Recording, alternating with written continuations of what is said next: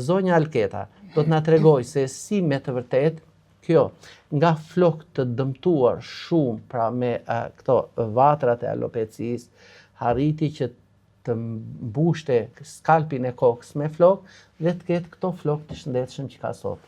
Unë pata një rënje masive të flokëve për shkak të disbalancës hormonale që pata, se kam patur 3 herë operacion në kokë dhe pjesa hormonale e hipofizës nuk funksionante. Nuk e dija, përpara kisha patur flok shumë të shëndetshëm, nuk e dija sa e vështirë qenë ka sidomos për një grua, se doktori foli për burrat, kur të bie floku dhe ngelesh pa flok, ose pulla. Ajo pjesa e bukurisë që neve nuk e marrim parasysh kur e kemi të shëndetshëm flokun.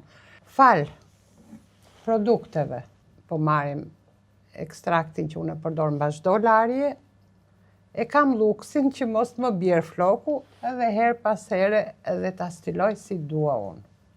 Maska që ushqen rënjën e flokut, që e përdor një në javë, unë personalisht, më jep atë, jo vetëm produkti është shumë i këndshëm, po më jep rezultatin që unë kërkoj dhe dua dhe e kam të plotësuar. Në fillim e fillova kurën me çajin e flokëve, sepse duhet mirëmbajtur dhe nga brenda dhe nga jashtë, dhe shplari dhe piri. Pastaj me maskën kemi të mrekullueshëm, e pa diskutuar vaji rosmarinës që kjo është shampo ime doktor, po ta tregoj që unë e përdor personalisht në shtëpi. Kjo është shampo, përmban vajin e rosmarinës, mund të merret dhe kështu. Kush e do nga ne gratë jemi një çik më, insistojmë një çik më saktësisht sepse njeriu i shëndetshëm fillon që nga maja e kokës. Pse pikërisht ne kemi bërë këto kompozime? Unë përmenda një mori shkaqesh dhe midis tyre theksuam një infekcion bakterial, ndoshta një infekcion mikotik, ndoshta edhe një mungesë të mikroelementeve pra një anemi. Atëhere, përbërësit kryesisht të rozmarinës, të trumzës, të livandos e të disa bimëve të tjera, plotëson atë kriterin që është antibakterial dhe antimikotik. Pra, ky vendoset të paktën 2 ose 3 herë në javë, 5 deri në 6 orë para larjes së flokëve. E shpërndaj mirë mbi skalpin e kokës, bëjmë një si masazh kështu në mënyrë rrethore, relaksojmë pak skalpin e kokës në mënyrë që të nxitim edhe qarkullimin e gjakut. Pra, duke u përmirësuar edhe qarkullimi i gjakut nën skalpin e kokës, ne bëjmë të mundur që ato folikulat të marrin ato mikroelement që ato duan. Mbas larjes së kokës dhe tharjes së saj, vendoset ky serumi për flokut. Pra, një ekstrakt nga bimët e rozmarinës, të rënjës së hithrës, të livandos e të tjera. Dhe kjo çfarë ka si parim në vetvete?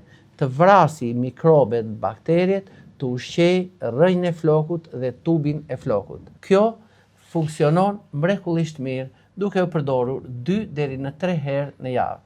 Ndërsa çaji për forcimin e rënjës së flokut funksionon edhe duke pirë 2 deri në 3 gota në ditë para buke dhe njëkohësisht 1 ose 2 herë në javë, sidomos kur flokun e duam që ta kemi atë pak të serumin e flokëve, mund të lagim pak skalpin e kokës dhe majat e tyre, duke bërë një spërkatje me çajin, ashtu si kundër e kemi kulluar dhe e kemi bërë gati për ta pirë, marrim gjysmë gote dhe lagim gjithë skalpin e kokës me këtë çaj. Duke ditur që çdo individ ka një personalitet të caktuar, ka një funksionim fiziologjik të përcaktuar, ka një lëkurë të thatë ose të yndyrshme, ka një skalp të kokës të thatë ose të yndyrshëm, ka një skalp të kokës që mund ta ketë me bakteri ose me myk.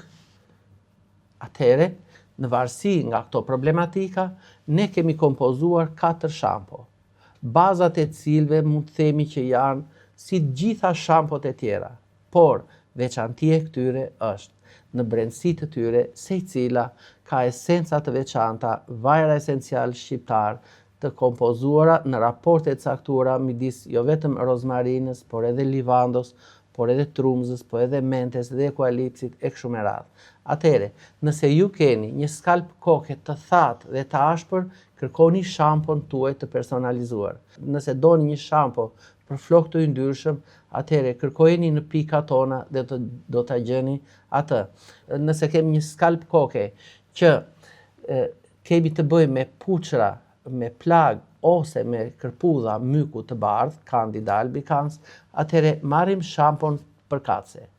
Nëse duam që ndonjë shampoje ti shumë fishojmë fuqinë e saj vepruese, atëhere mund të shtojmë në secilën nga këto 1% deri në 2 ose vaj rozmarine për të shumë fishuar efektivitetin e saj, ose vaj rigoni kundra bakterieve dhe myqeve të ndryshme.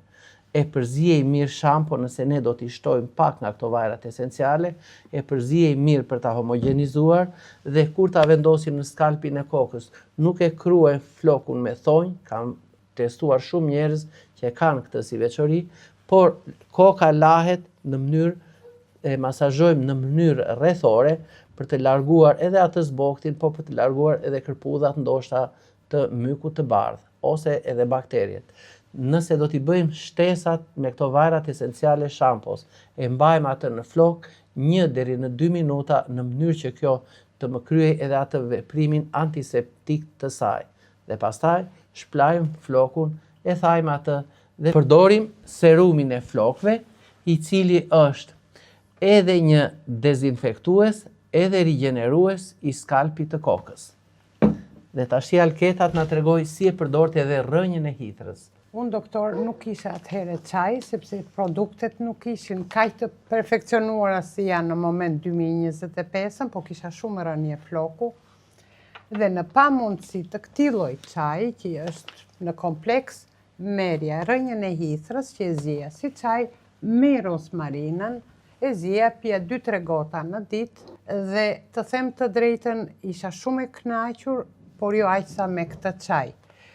Faktori që unë kam ardhur në Shqipëri që më ka shqetësuar momentin e parë ka qenë që uji është shumë i gëlqeruar. Për shkëlqimin e flokut, për mirëmbajtjen e saj, unë mora dhe ziva prap çaj që e piva dhe shplarjen e përdor. Sa e mbaroj me larjen e kokës. Pra, mund të veproni edhe kështu. E lajmë kokën, e thajmë, e lagim me pak nga ky çaj bimor që neve kemi te çajniku, me këto përbërësit që ne përmendëm, e lëm të thahet dhe i kalojmë edhe serumin për flokët.